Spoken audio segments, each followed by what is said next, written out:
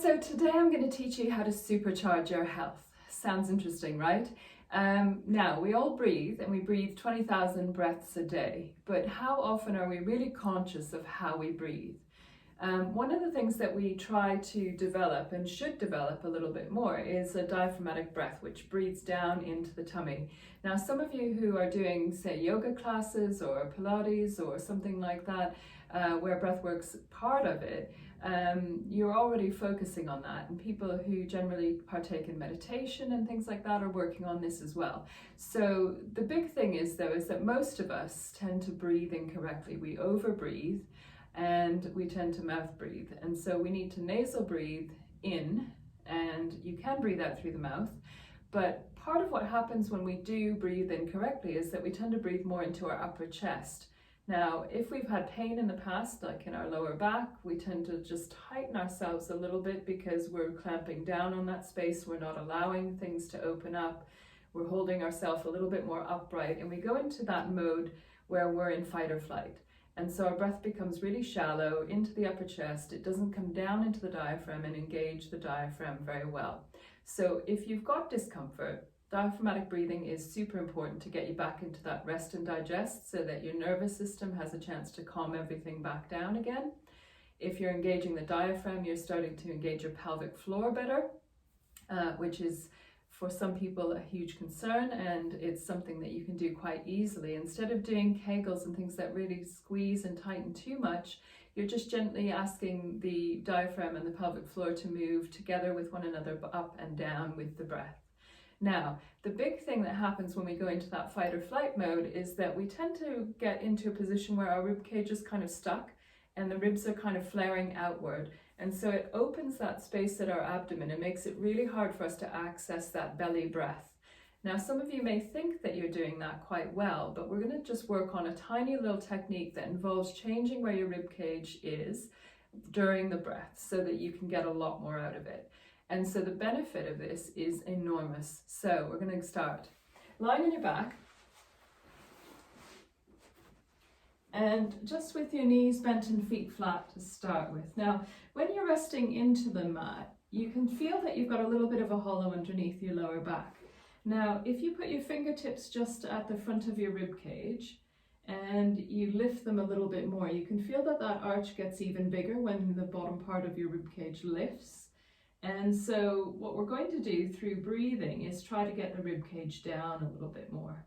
So we're going to breathe in through the nose and try to draw the air into the abdomen, and breathe out through your mouth. And as you breathe out through the mouth, try to get the rib cage down. And so if you think about where your fingers are and you draw a line all the way around to the back of the rib cage, we want the back part of that rib cage to come down into the mat. And so we still could have a little hollow in our lower back and keep our rib cage down, and that's what we need to learn. So we're going to breathe in for 2 and then out for 4. So you give yourself a longer time to find that downward position. Breathe in for 2. Try not to lose that position. Get that big belly breath. And then breathe out. And try and let that rib cage sink down. So we're not trying to push it down, we're just letting it go with gravity and the breath.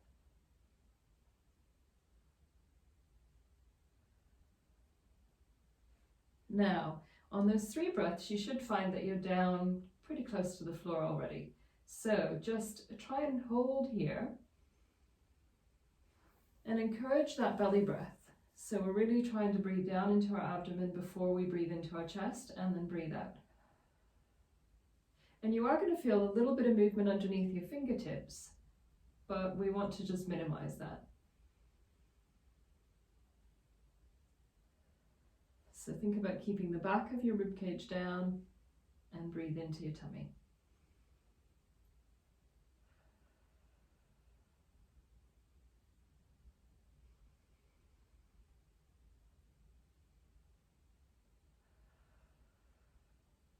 And just by having the rib cage in a more beneficial position, it does tend to stop you from breathing so much into the upper chest. It makes engaging the abdominals that little bit easier.